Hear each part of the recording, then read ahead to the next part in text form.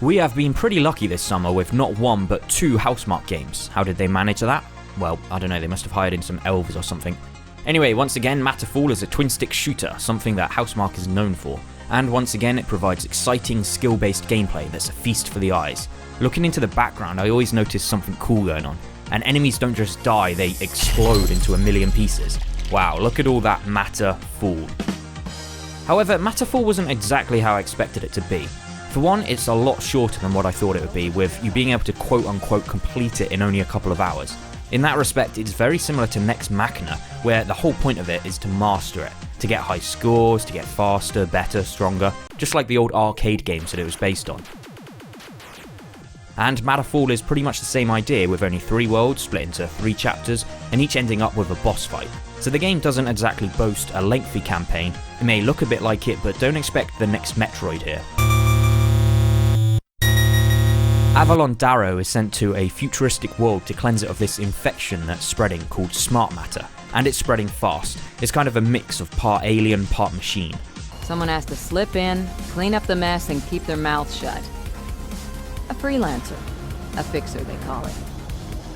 That's me, Avalon Darrow, at your service.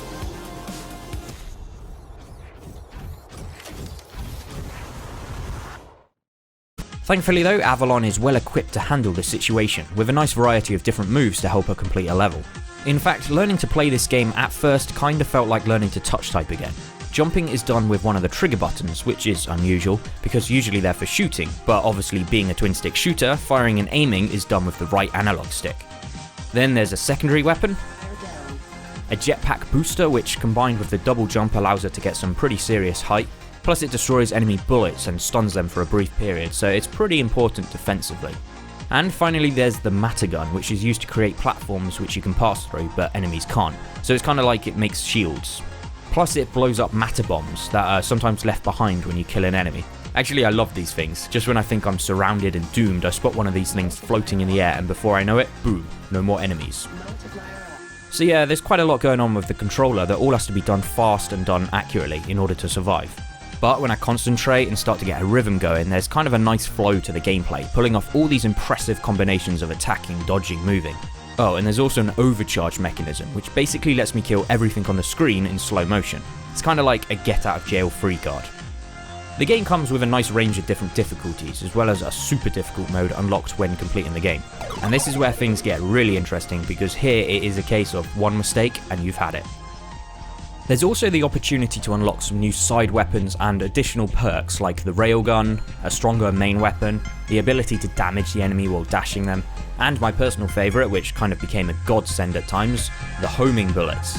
These made some of the trickier parts of the game a little easier, seeing as 1, I didn't need to aim, and 2, I didn't even have to have a clear line of sight, so I could just pop them off from behind the safety of cover.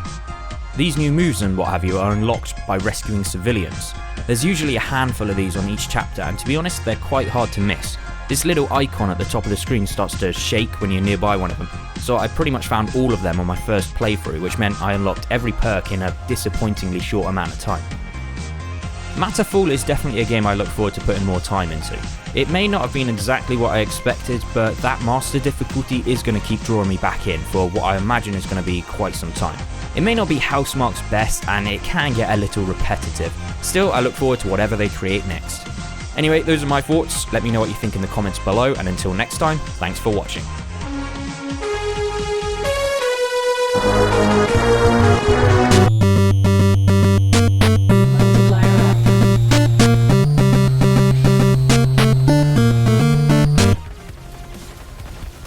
Multiplier up.